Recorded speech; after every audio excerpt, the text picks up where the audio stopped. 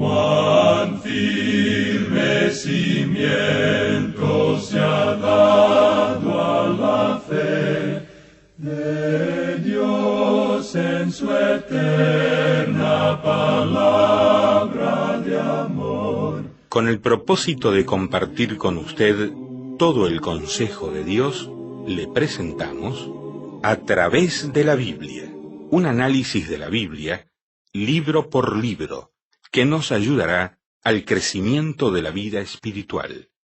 Estos estudios fueron diseñados por el Dr. J. Vernon McGee, destacado maestro y expositor de la Biblia.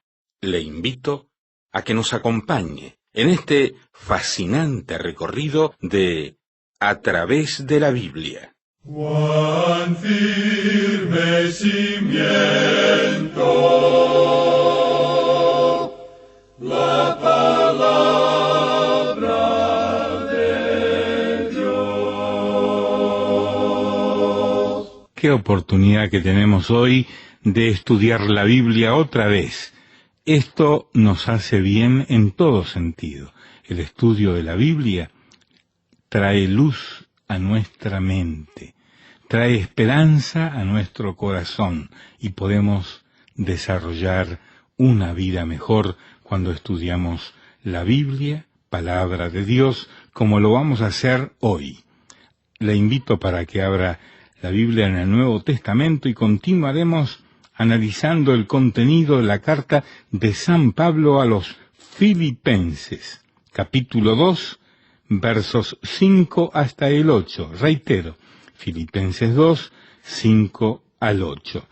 Que disfrute el estudio bíblico de hoy, como yo también lo he de hacer. Que Dios bendiga su vida y la de su familia, la de sus amigos, la vida de la nación que ahora está escuchando este programa a través de la Biblia.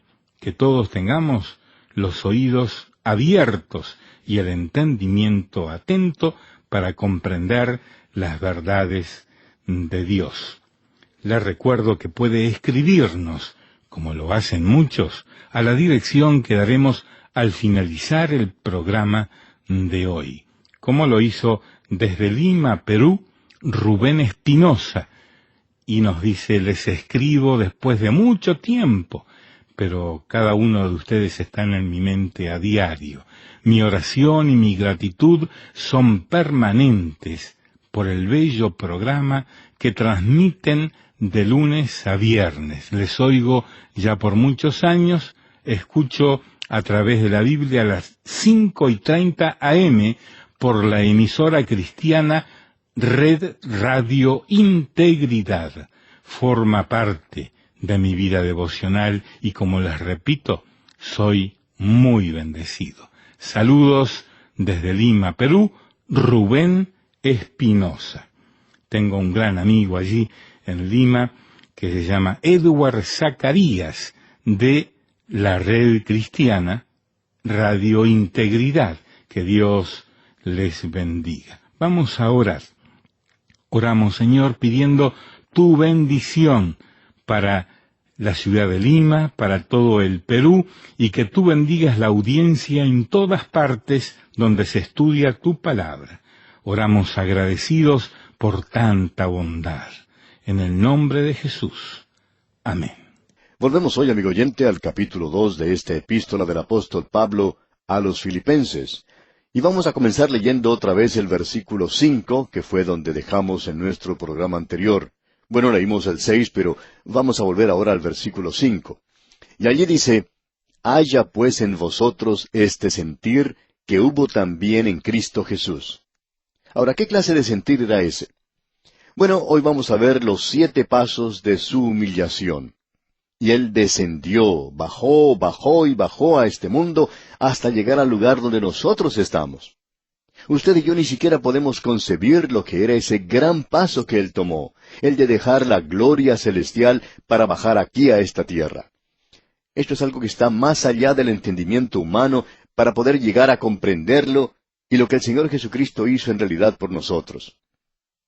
En las islas de Hawái, cerca de la ciudad de Honolulu, existe una zona que se llama Poli.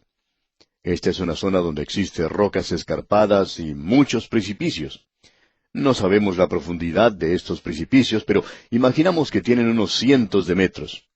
Cuando uno mira hacia abajo en uno de estos precipicios, puede observar un campo de golf. Ahora, cierto hombre, contemplando desde esa altura el campo de golf, dijo, «¿Cómo me gustaría poder ir allá abajo y poder jugar un poco de golf?» Otro amigo que lo escuchó le dijo, «¿Sabes una cosa? No hay mucha distancia de aquí hasta allá abajo, pero el primer paso que tienes que dar es un paso bastante grande». Y así es, amigo oyente. Ese primer paso sería un paso bastante grande, de varios centenares de metros de profundidad. No creemos que uno sea capaz de jugar golf después de dar un paso así. Pero nuestro Señor Jesucristo descendió de la gloria que tenía allá en el cielo hasta que llegó aquí abajo en la tierra.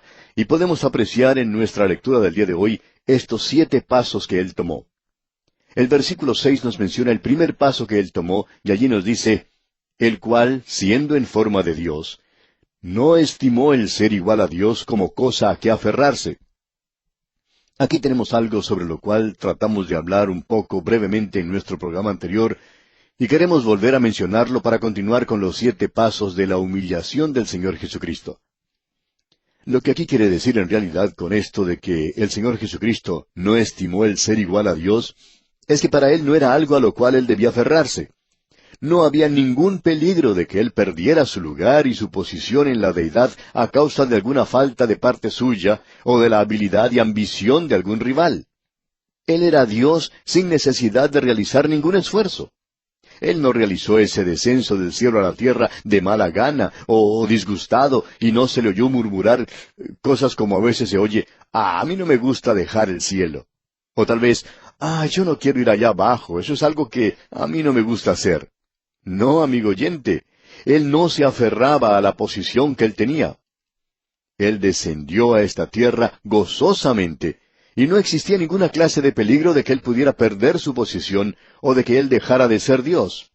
Él no dijo, y tengo que tener cuidado con lo que digo ahora, no creo ser irreverente o irrespetuoso cuando digo lo siguiente, pero Él no se acercó a Dios el Padre y le susurró en un oído diciendo, «Por favor, ten cuidado y guarda mi lugar aquí a tu diestra. Ten cuidado con Gabriel, creo que él quiere ocupar mi lugar. Y cuando yo esté ausente de aquí por 33 años, quizá él trate de ocupar mi lugar. Es por eso que no tengo deseos de ir». Amigo oyente, Él no descendió de esa manera. No había peligro para que Él pudiera perder nada de lo que tenía. Él hizo eso gozosamente. Por el gozo puesto delante de Él, sufrió la cruz, menospreciando el oprobio. Él descendió hasta este mundo. Él no estaba aferrándose a esa posición que tenía. Tampoco fue algo que hizo por fuerza o por obligación. Porque de tal manera amó Dios al mundo, que ha dado a su Hijo unigénito, y eso fue como un regalo.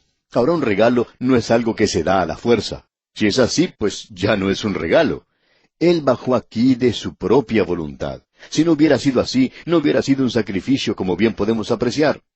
Así es que Él bajó gozosamente a este mundo. Él dejó la gloria del cielo y descendió a esta tierra. Ahora, en el versículo 7 de este capítulo 2 de la Epístola a los Filipenses, tenemos el segundo paso. Se nos dice en el versículo 7, «Sino que se despojó a sí mismo, tomando forma de siervo, hecho semejante a los hombres». Esta palabra despojarse que tenemos aquí, y de aquí es de donde sale la teoría de conosis, es la palabra conao. Esto quiere decir que Él se vació a sí mismo. Ahora, siempre ha existido la pregunta, ¿de qué se vació a sí mismo?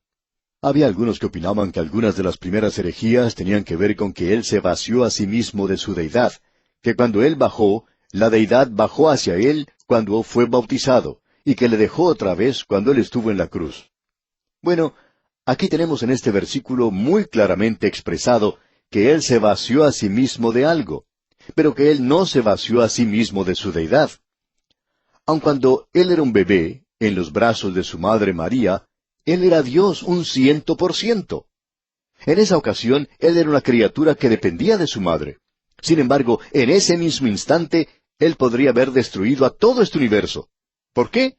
Porque Él es Dios. Y Él era un 100% Dios en esa ocasión, no un 99,5%, sino más bien un 110%. En ningún momento Él dejó de ser Dios, aun cuando Él descendió como un niño para nacer en Belén. Se nos dice en este versículo que Él se vació a sí mismo. ¿De qué fue entonces que Él se vació a sí mismo? Estamos convencidos que Él se despojó a sí mismo de algo. Bueno, creemos que Él se despojó a sí mismo de la prerrogativa de su deidad.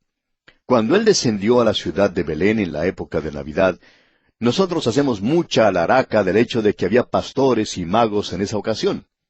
Por supuesto que ellos no llegaron allí hasta 2 años más tarde, pero esto parece no molestar a las celebraciones navideñas que nosotros tenemos. Y allí estaba el ángel Gabriel, y allí estaban las huestes celestiales, y nosotros pensamos que eso era algo fantástico. Bueno, amigo oyente, debemos decir que no estamos muy de acuerdo con eso. Él es Dios. ¿Sabía usted, amigo oyente, que en lugar de unos pocos ángeles y en lugar de unos pocos pastores presentes en ese lugar, ¿sabía usted que todo el universo tendría que haber estado allí? Cada criatura creada debería haber estado allí porque ellos tendrán que inclinarse ante Él algún día. Todos tendríamos que haber estado allí. César mismo tendría que haber estado allí. Todo el imperio romano tendría que haber estado allí. La religión tendría que haber estado allí. El templo tendría que haber estado vacío el día que Él nació, y todas las personas tendrían que haber dirigido sus pasos hacia la ciudad de Belén, ya que Él nació allí. Pero no fue así. Ahora, ¿por qué no los obligó Él a hacer eso? Porque Él dejó a un lado sus prerrogativas de deidad. Él no obligó a nadie a hacer nada. Él estaba dispuesto a ir y nacer en ese pesebre. Nosotros siempre representamos en la época navideña a ese pesebre como algo muy limpio. Pero no fue así, amigo oyente. Ese era un lugar bastante sucio, por cierto. Alguien puede decir quizá, bueno, ese era el mismo lugar donde dormía la gente.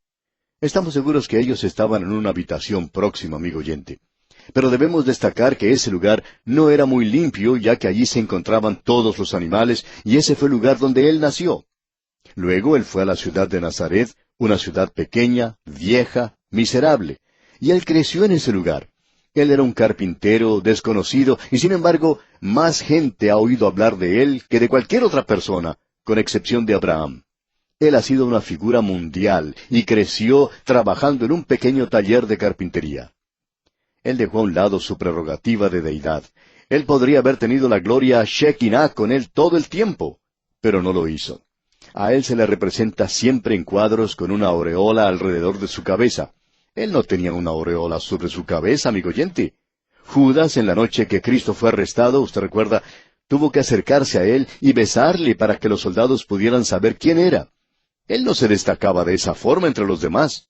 Es una gran equivocación el pensar que Él iba de un lugar a otro con una aureola y con su cabeza por allá entre las nubes y siempre mirando hacia arriba. Él, amigo oyente, era un ser humano. Así es como Él se había manifestado. Él era Dios manifestado en la carne y dejó a un lado todas esas prerrogativas o privilegios.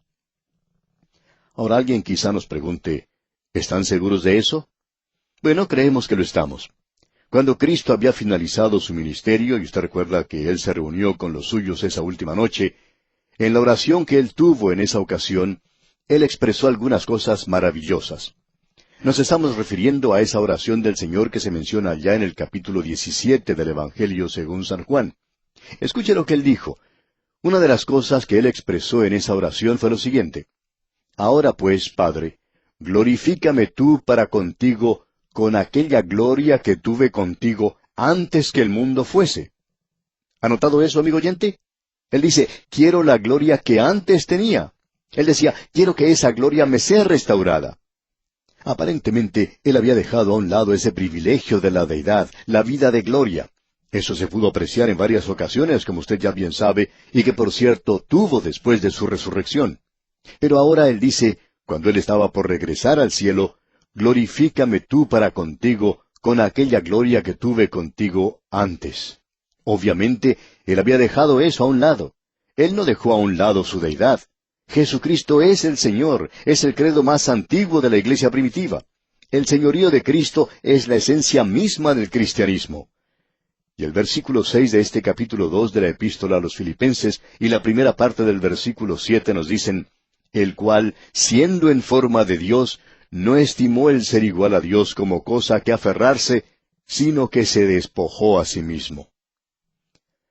Ahora, el tercer paso dado por Cristo hacia abajo fue el siguiente: tomando forma de siervo. Él vino a este mundo como siervo. Él era un carpintero. Nos suponemos que si usted hubiera vivido en la ciudad de Nazaret en aquel día, usted podría haber ido a él y decirle, Jesús, tengo algunas reparaciones que necesito hacer en mi casa. Se ha roto la puerta de mi casa y quisiera preguntarle si usted puede venir a arreglarla. Y creemos que él hubiera respondido, como no, estaría allí enseguida. Y usted puede apreciar, amigo oyente, que él tomó la forma de siervo. Él podía haber nacido en el palacio de César.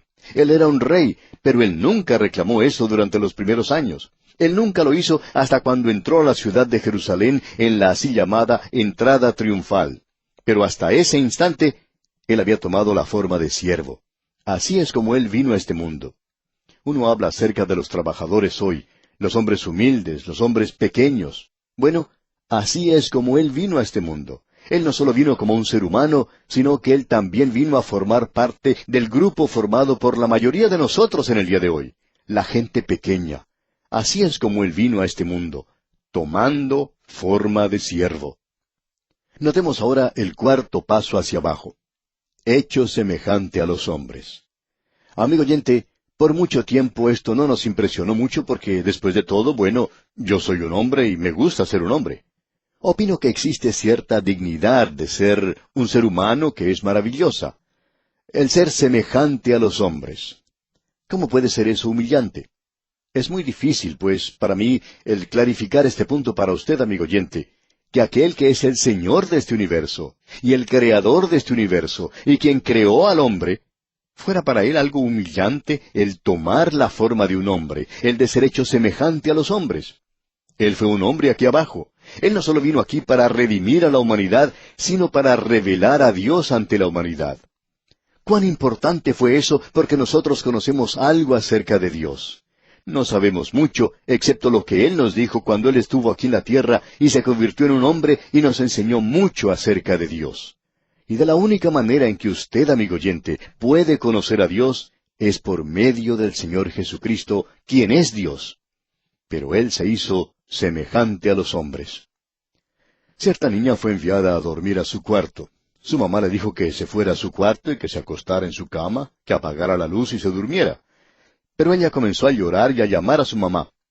Esta le dijo, ¿qué es lo que te pasa? La niña le contestó, yo quiero tener a alguien aquí conmigo, no quiero estar sola. Y la madre le dijo, Dios está aquí contigo. Por un momento la niña se quedó callada, y luego dijo, pero mamá, quiero tener a alguien con un rostro. Y amigo oyente, el Señor Jesucristo es Dios con un rostro. Él dijo en cuanto a sí mismo, yo soy el agua de vida, yo soy el pan de vida. Bueno, yo conozco algo acerca del pan, y también sé algo acerca del agua, y ahora sé algo acerca de Él también. Él dice, yo soy la puerta. Ahora Él no solamente arreglaba puertas como carpintero que era, sino que Él era la puerta. Y también conozco algo acerca de puertas, ya que tengo puertas en mi propia casa. Y usted también conoce algo de puertas. Él dice, yo soy la vid verdadera. Y nosotros conocemos algo acerca de la vid. También conozco algo más. Él dice, yo soy la vida y yo soy el camino. Estas palabras nos dicen mucho acerca de Él y acerca de quién es Él. Él vino para revelarnos a Dios. Notemos lo que dice este versículo que estamos leyendo. Hecho semejante a los hombres. Y vuelvo a repetir que me gusta ser un hombre y que no puedo ver que esto sea algo humillante, el de llegar a ser un hombre. Pero fue eso para él, el tener que abandonar la gloria del cielo y convertirse en un hombre. Permítanos ilustrar esto de una manera bastante sencilla. Creemos que en todas partes existen las hormigas, que en algunas zonas, cuando llegue el invierno, parecería que las hormigas desaparecieran. Uno pensaría que están todas muertas debido al frío, pero a pesar de eso, las hormigas todavía siguen con vida, aunque no están tan activas como lo estaban durante el verano. Al observar a su alrededor durante el invierno, uno pensaría que no existe ninguna clase de hormigas. Pero de pronto, cuando cambia el tiempo, se aparecen por todas partes. Cuando uno menos lo piensa, aparecen las hormigas en el azúcar, en el pan, en el dulce, les gusta ir a donde está el agua, y la única forma de liberarse de las hormigas es por medio de un exterminador de insectos. Ahora estas personas pueden llegar a su casa 1 o 2 veces por año, ponen insecticidas por todas partes, y entonces uno no ve ninguna clase de hormigas por la casa. Cuando algo así ocurre, quizá las hormigas se reúnen para realizar una asamblea o una reunión de protesta en cuanto al dueño de la casa. Posiblemente dicen, ese hombre que vive en esa casa no nos quiere a nosotros y a nosotros no nos gusta la forma en que él actúa. Está atacando nuestra libertad. Él nos está destruyendo. Quizá hasta se ponen a marchar de un lado a otro con carteles y van al frente de la casa. Quizá lo hagan, pero el dueño de la casa no se da cuenta de eso. Estamos seguros que ellas no tienen mucho interés en ese hombre porque está matando a sus compañeras. No hay ninguna duda en cuanto a eso. Pero quizá ese hombre en realidad no odia a las hormigas. Ese no es su problema. Quizá dejaría que las hormigas vivan como quieran. Si este hombre pudiera comunicarse con esas hormigas, quizá les podría decir, miren hormigas, ustedes permanezcan fuera de mi casa, dejen tranquilo el azúcar, el pan y el agua en la casa, y yo pondré azúcar y agua afuera para ustedes. Quizá podría hacer eso, y lo haría porque ese hombre en realidad no odia a las hormigas. Pero ellas no saben eso. Ahora supongamos que él pudiera comunicarse con ellas. ¿Cómo podría hacer eso? Bueno, supongamos que este hombre se pudiera convertir en una hormiga a sí mismo, llegar a ser una de ellas y comunicarse con ellas en el idioma de las hormigas y comunicar así su mensaje. Ahora, si este hombre pudiera, quizá lo haría. Pero probablemente ni quisiera tratar de hacerlo. ¿Y sabe por qué, amigo oyente? Porque algunas otras personas podrían enterarse de que él se convirtió en una hormiga y entonces podrían decir, pisa esa hormiga. Y este hombre entonces no quiere convertirse en una hormiga. No quiere arriesgarse a que eso suceda. Pero suponiendo que él se convirtiera en una hormiga y se comunicara con ellas, amigo oyente, eso sería para este hombre una experiencia humillante.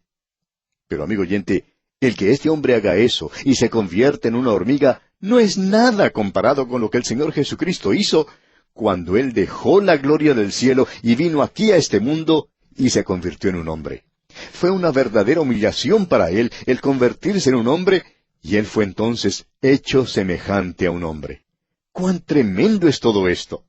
Se convirtió en uno de nosotros y eso fue humillante para Él. Ahora el quinto paso que tenemos es mencionado en la primera parte del versículo 8 de este capítulo 2 de la Epístola a los Efesios, donde dice, y estando en la condición de hombre, se humilló a sí mismo. La realidad es que Él no fue humillado por otras personas.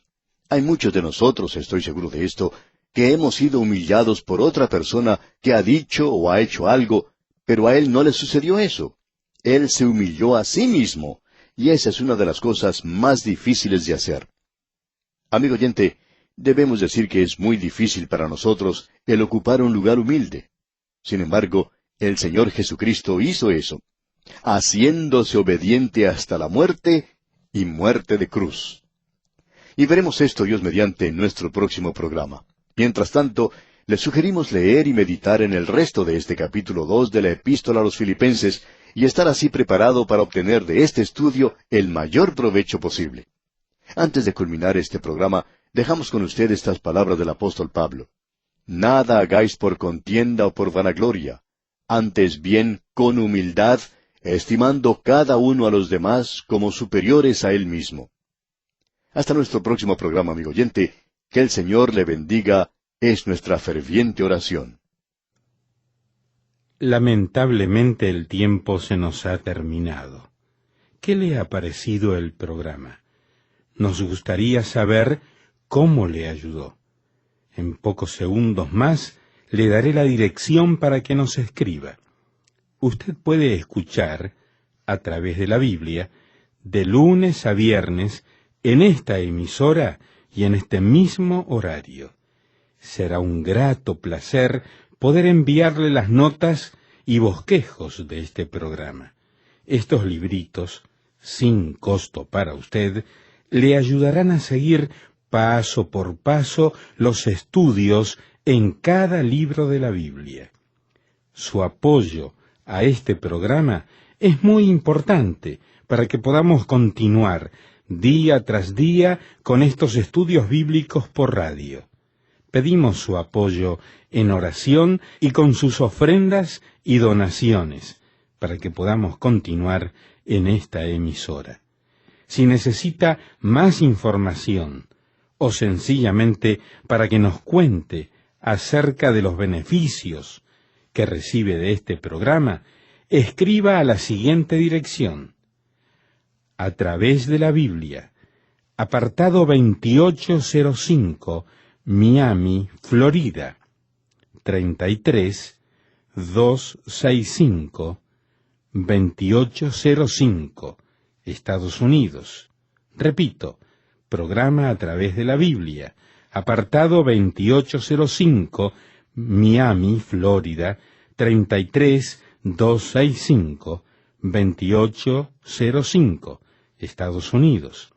Por correo electrónico, escriba a atv@transmundial.org. Telefónicamente puede llamarnos ahora mismo gratuitamente al siguiente número: 1-800-880-5339. 1-800-880-5339. Amigo y amiga, nos tenemos que despedir ya mismo. Pido a Dios que le bendiga. Este programa es producido bajo los auspicios de Radio Transmundial. Todo lo pagó Cristo, quien por mí libremente derramó su sangre carmesí.